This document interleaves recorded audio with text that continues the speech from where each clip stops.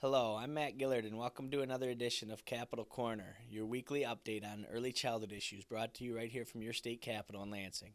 Well, the legislature returned to town this week after a 2-week spring break and picked right back up on moving through the budget process at record speed. If you remember, before the break, they had passed their budgets out of the subcommittee level. And we talked about some of those before, and I'll highlight some of the changes to early childhood from the governor's recommendation in a minute. But this week, what we saw was activity in the full Appropriations Committee in both the House and the Senate. In the House, they combined all of the bills into two omnibus bills, as they did last year and as was anticipated this year. So they took all of the general fund, the department budget bills, and put them into one big general fund omnibus bill, and then took all of the education funding bills, community colleges, higher ed, and school aid fund, and combine that into one, what they call the school bus, or one omnibus bill around education funding. The House, as far as from an early childhood standpoint, the House on an education side is very similar to the governor's budget proposal and very similar to current year funding levels and the current year funding structure. The House did not make significant changes to the governor's proposal in their education budgets around early childhood. They did not, however, go along with the governor's proposed increase for the Healthy Kids Dental Program in the DCH, or Department of Community Health budget.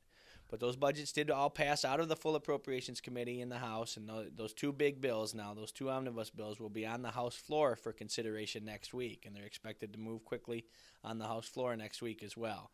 There were very few changes made in the Appropriations Committee process to what had passed in the subcommittees before the break. On the Senate side, they did not combine all the bills, but they did move all of the bills individually through the Appropriations Committee this week.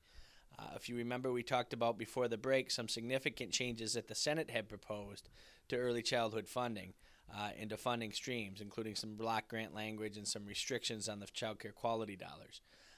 On the block grant issue in the school aid budget, there was an amendment that was added on to the bill in the full Appropriations Committee, which would require the ISDs to continue or to convene Great Start collaboratives in some fashion.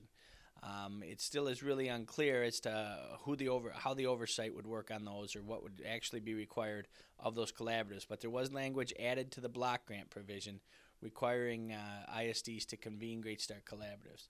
No mention of parent coalitions in the bill, however. And then the other issue on the Senate side in the Department of Ed budget is the child care quality dollars, and that provision remained in the bill as it moved through full appropriations. The provision that would restrict the use of those funds from use by their administration of the Early Childhood Investment Corporation. This is an issue that will continue to be discussed and talked about as this process moves forward. So at any rate, all of those bills did move through the Appropriations Committee at the Senate level as well, and now those bills will all be referred to the Senate floor, where they'll be up for consideration next week.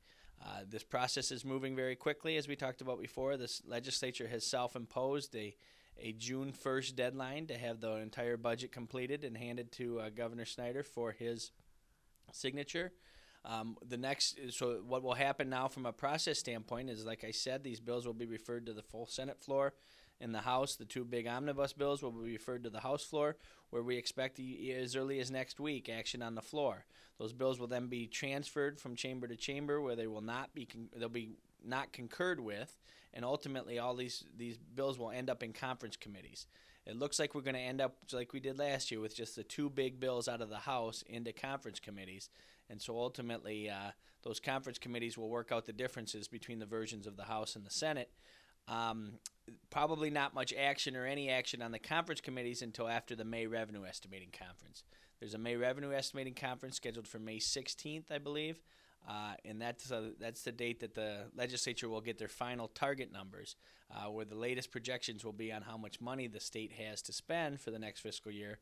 They'll then use those numbers to craft the final conference reports, and any items of difference between the House and the Senate can be worked out in those conference committees. So we'll continue to update you on a weekly basis as this budget process moves forward, but it is moving very quickly, and there are some significant challenges, I think, from an early childhood standpoint, particularly in the Senate versions of the education bills. It's also important to note that the Senate did not go along with the governor's proposed increase for the Healthy Kids Dental Program either. and there are some other cuts across the board. And really what's remarkable to a lot of folks here in Lansing is the amount of changes, the number of changes that both the House and the Senate have made to significant pieces of Governor Snyder's budget proposals, especially on the education front, but on all budgets, really.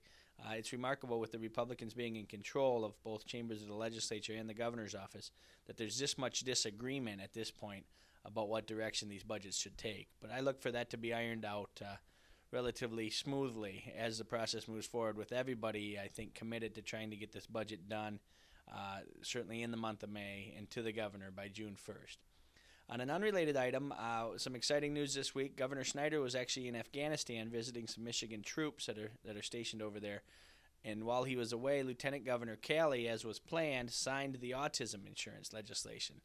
This is something that I know a number of you have been following for years now, and there is a lot of, I think, support and excitement in some of the advocacy community that has been pushing for this legislation for a long time. Now, it does only include autism coverage and is not the true mental health parity bill that a number of people were pushing for, but I'd look for renewed interest in that issue as we move forward and perhaps after the budget. And another note on a policy end, even though most of the discussion here in Lansing and the legislature is certainly centered around the budget, on a policy end, the House Education Policy Committee this week did move out the kindergarten start date change bills. If you remember, these moved out of a Senate committee a few weeks ago. The House did move out their bills that would accomplish the same thing, that would change the kindergarten start date ultimately from what it is currently December 1st down to September 1st in a phased-in period over 3 years. It's unknown what time frame these bills are on, or if they'll get consideration on the House floor anytime soon. The other bills, the Senate bills, Senator Boer's bills, are on the Senate floor as well.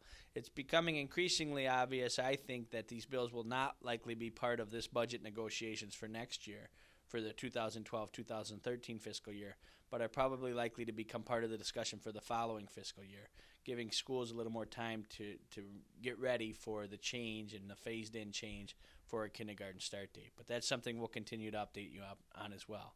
So thanks for joining us, and once again, tune in next week for another edition of Capitol Corner.